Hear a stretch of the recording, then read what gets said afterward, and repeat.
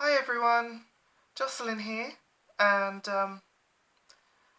I have been alerted to a particular news story that you may or may not have already heard. If not, I'm going to share some of it with you, and when I do, you'll understand why it's so important that I do.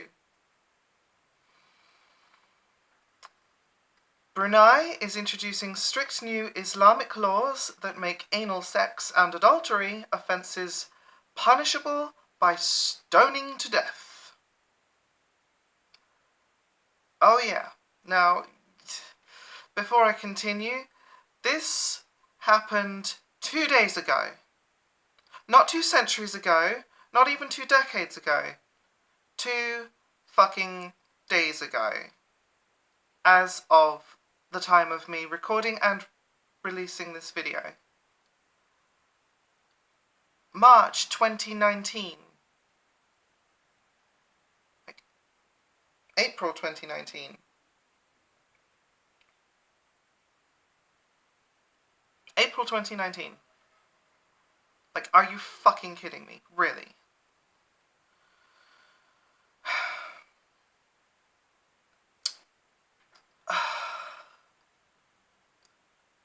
The new measures that come into force on Wednesday also cover a range of other crimes, including punishment for theft by amputation. The move has sparked international condemnation. Brunei's gay community has expressed shock and fear at the medieval punishments. You wake up and realise that your neighbours, your family, or even that nice old lady that sells prawn fritters by the side of the road doesn't think you're human, or is okay with stoning, one Bruneian gay man who did not want to be identified told the BBC. The Sultan of this small Southeast Asian nation on Wednesday called for stronger Islamic teachings.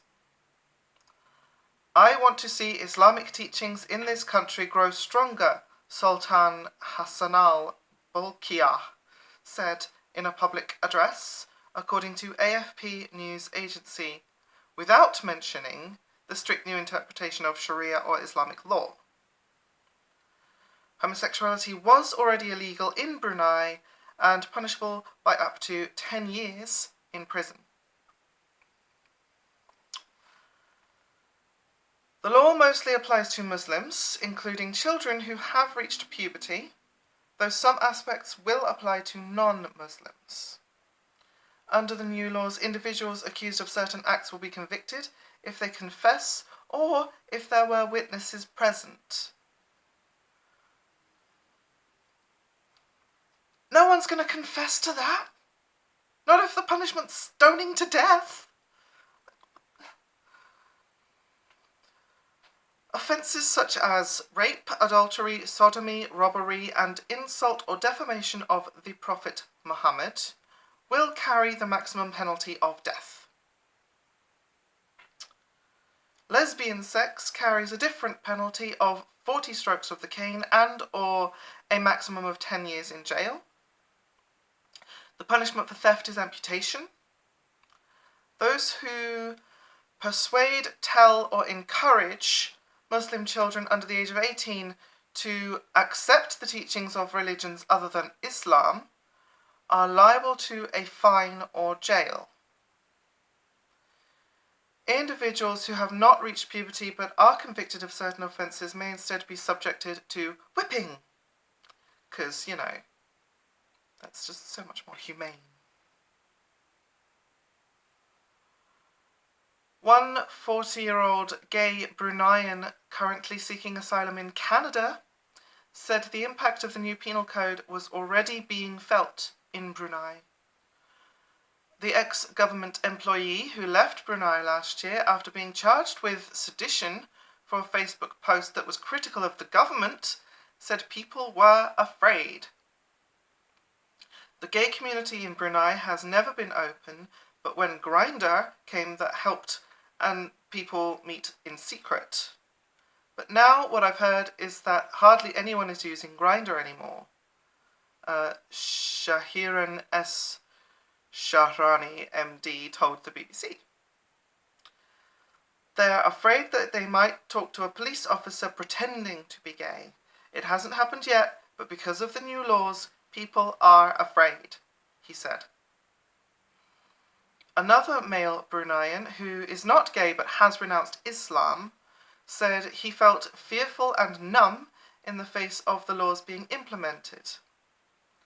We ordinary citizens are powerless to stop Sharia law from being implemented, said the 23-year-old, who did not want to be identified. Under Sharia, I would face the death penalty for apostasy. One gay man was hopeful that the laws might not be enforced widely. Honestly, I'm not too scared, as the government here often bluffs with the harsh punishments, but it can and will still happen, even with it being rare.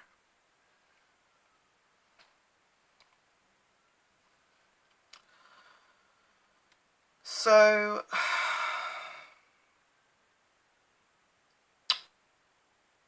I want to put this into some sort of context, okay? So let's have a look at countries in which homosexuality is illegal currently. According to the ILGA, it's 70 countries worldwide that criminalise same-sex relations, and other countries have some form of legal restriction. Russia is included, even though same-sex relationships were formally legalised in 1993. This is because a variety of repressive legal provisions have come into force over the past decade, according to the ILGA. In many places, breaking these laws is punishable by long prison sentences, fines, or even corporal punishments. What I do need to say, though, is that sometimes these penalties aren't enforced, and a lot of the time they have a discrepancy for males and females, i.e. something will be illegal for men to do, but not illegal for women. So, out of these 70, the countries or disputed territories in which homosexuality is punishable by death are as follows: Sudan, Mauritania, Somalia, Somaliland, Afghanistan, Iran, Qatar, Saudi Arabia, United Arab Emirates, Yemen, disputably Nigeria, and now Brunei.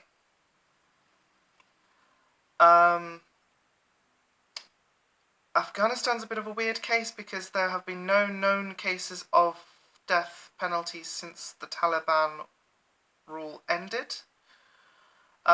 Nigeria is divided into states, some of which are Islamic, some of which are Christian. The death penalty does apply to the Sharia Islamic states, even though there's no record of it actually happening.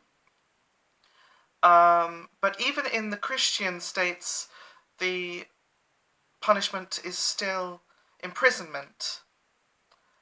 And Iran is a rather weird case because Iran has a large proportion, the second most worldwide of any country, that has sex reassignment surgeries. There's the largest number of sex reassignment surgeries worldwide, or second largest after Thailand. However, this is a measure to stop homosexuality. This is enforced by the government, and this is not part of, some sort of awakening or enlightenment. This is a punishment. Imagine being a gay man who is not trans being forced to transition. That's the situation. So in all of those particular places, the official religion is Islam. They are all ruled by Sharia law. Now, I'm not going to make the obvious fallacy that correlation equals causation. However, it would be a pretty big fucking coincidence if the religion, this, law wasn't involved as a factor in some way or another. Given that Sharia law is basically a doctrinal law of how to live life as a Muslim. It is enforced onto people in these countries, and it dictates every single minute, microscopic little thing. So, something like relationships, which are actually kind of, important. Yeah, it's got lots of opinions about that, and it says the same thing. It says that homosexuality should be punished by death by stoning. It's not really a stretch to see where they got this fucking idea.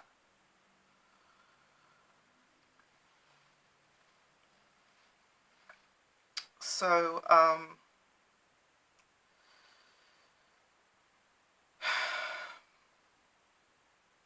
this is a pretty hard video to make. So, I don't want to undercut the seriousness of the situation here. Like, this is abominable. It's cruel. It's evil.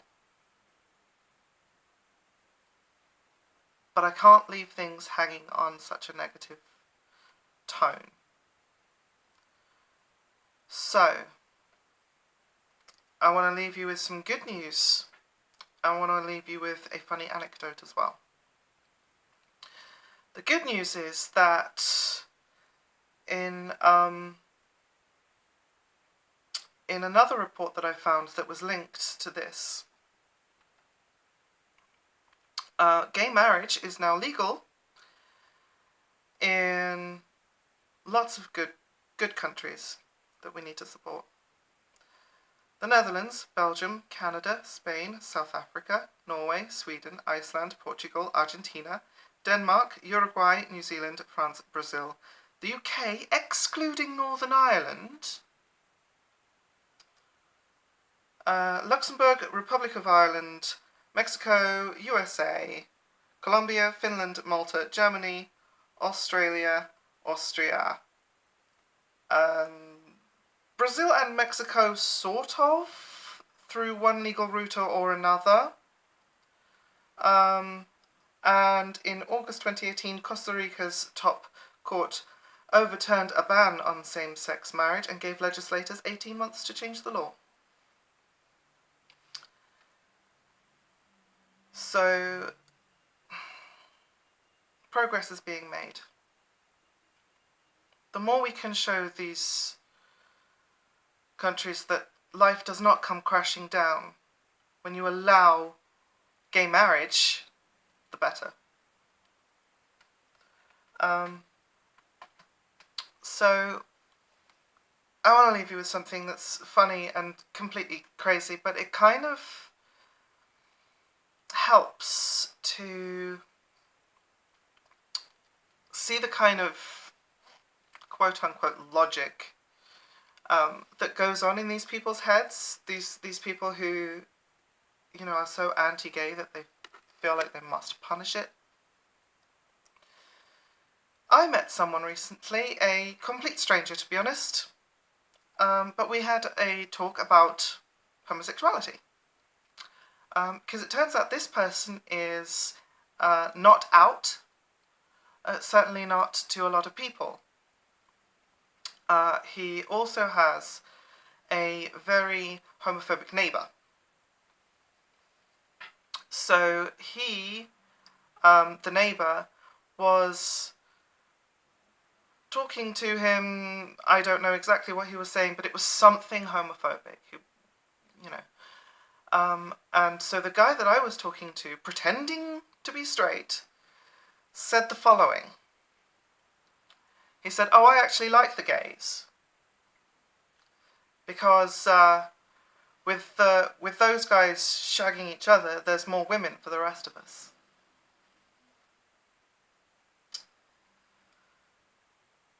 And I know that this makes no fucking sense. Because women can be gay too.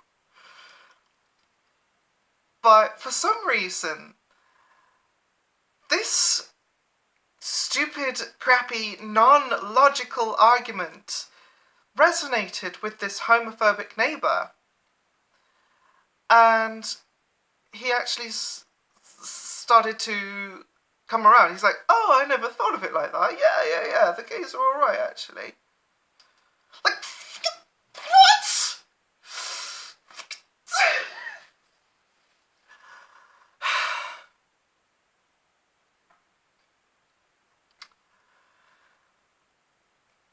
I kind of blew my top a little bit when I first heard that, and as you can see, that was, yeah, just about the same sort of reaction, really. But it illustrates my point, that these people are not using logic.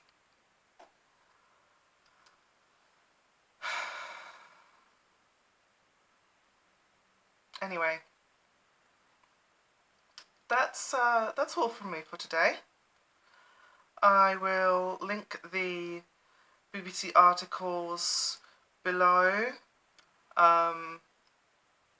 I will also link another video from a YouTuber that basically I'd already done the research for this video.